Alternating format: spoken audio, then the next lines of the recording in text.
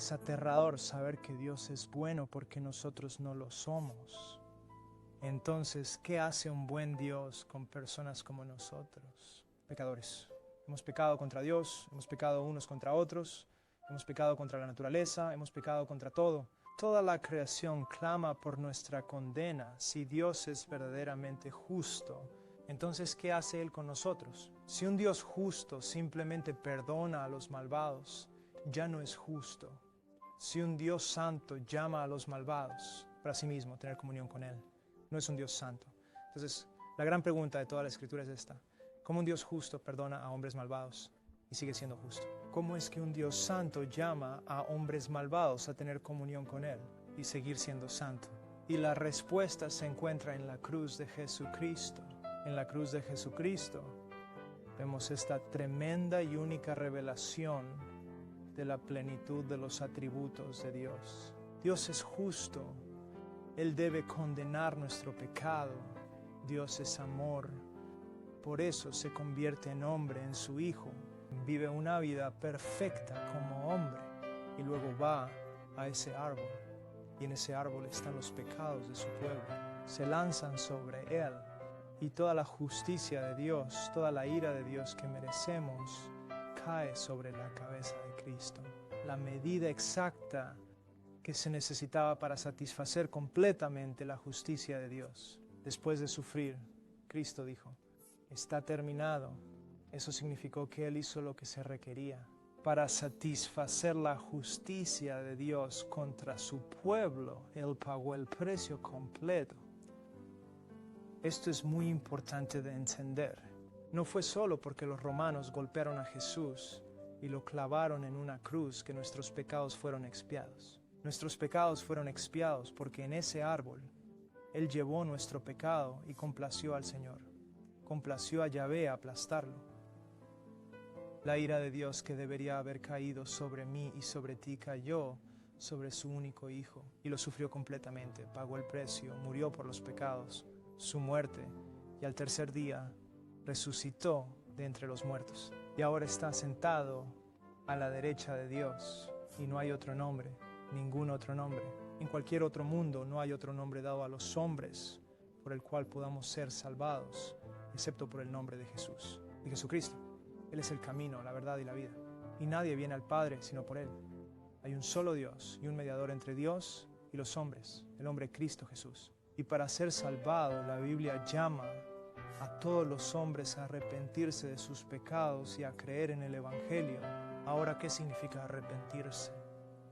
Muchos han definido el término como cambiar de opinión. Eso es lo que significa la palabra en griego, y esa verdad está ahí. Pero eso significa mucho más de lo que tú y yo podemos concebir en nuestra cultura actual. Piensas, bueno, cambiar de opinión puede parecer superficial, puede que lo sea, pero entonces no lo es si entiendes lo que es la mente. La mente en la Biblia se refiere a la mente, el corazón. Es el centro de control de un ser humano. Es el centro de control de nuestra voluntad, nuestras emociones, nuestro intelecto, nuestro proceso de toma de decisiones. Entonces lo que él dice es: si has cambiado de opinión, todo lo demás cambiará también. Déjame darte una descripción perfecta del arrepentimiento. El apóstol Pablo tuvo un cambio de mentalidad. Ahora, cuando él salió hacia el camino de Damasco, salió con órdenes de capturar a los cristianos. Ahora, ¿por qué? Esto es lo que él creía, esto es lo que Pablo pensaba. Pablo pensaba que Jesús de Nazaret era el mayor blasfemo que jamás haya existido. Había caminado por la tabla en ello. Eso es lo que él pensó. También pensó que los cristianos eran una secta terrible que debía ser destruida. Eso es lo que pensaba. Y luego en el camino a Damasco tuvo un encuentro con Cristo resucitado. ¿Y qué pasó? Su forma de pensar cambió. Su realidad completa fue demostrada estar equivocado. Todo lo que pensaba sobre la realidad, especialmente con respecto a Dios, estaba equivocado. Reconoció que estaba equivocado y comenzó a pensar de manera completamente diferente. Ahora pensaba que Jesús era el Hijo de Dios y el Mesías esperado. Ahora pensaba eso. Los cristianos eran el mismo pueblo de Dios. el mismo Israel de Dios. Y porque sus pensamientos cambiaron, todo lo demás cambió. Después de ser bautizado, comenzó a ministrar, predicar el Evangelio y ser perseguido por la misma fe que una vez persiguió. Verás, arrepentirse es darse cuenta de que todo tu pensamiento, tu visión entera sobre la realidad estaba equivocada. Y luego ver y someterse a la verdad de Dios sobre quién es Él, sobre quién eres tú y sobre quién es Jesús y lo que ha hecho por ti.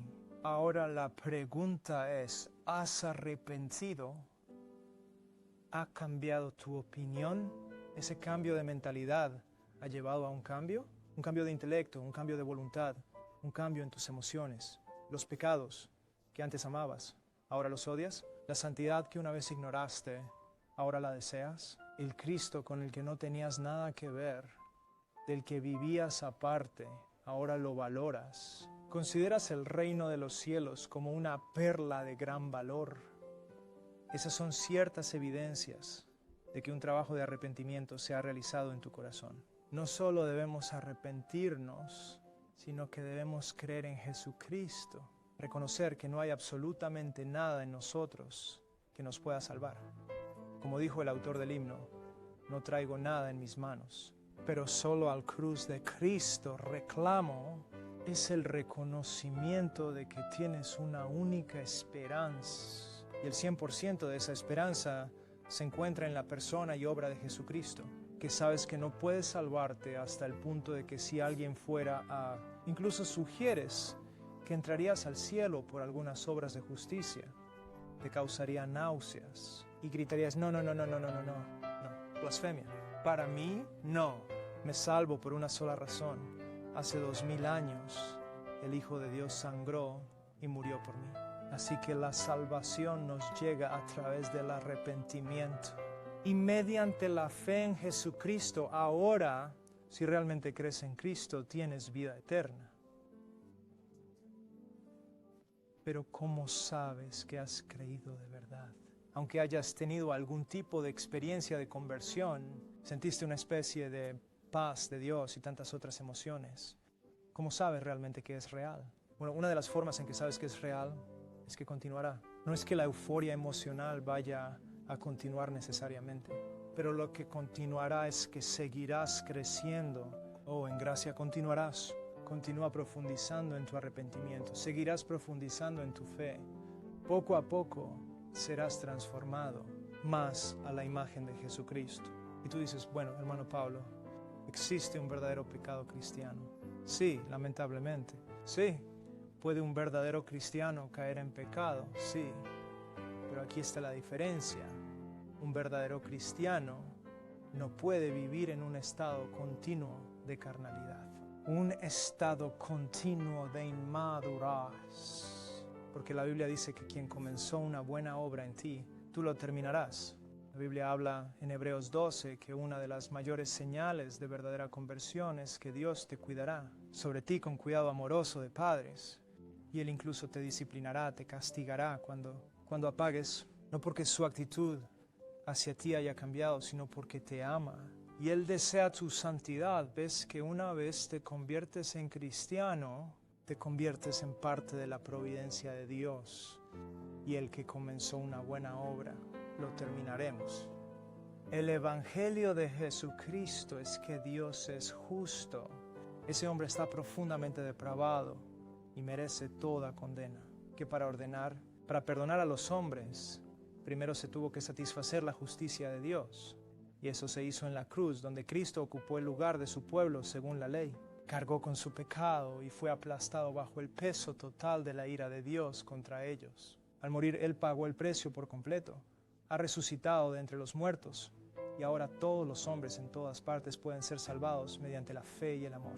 A través del arrepentimiento y la fe en Jesucristo y la evidencia de su amor por nosotros. Ese arrepentimiento hacia la salvación y esa fe hacia la salvación serán la obra continua de Dios que lleva a la santidad.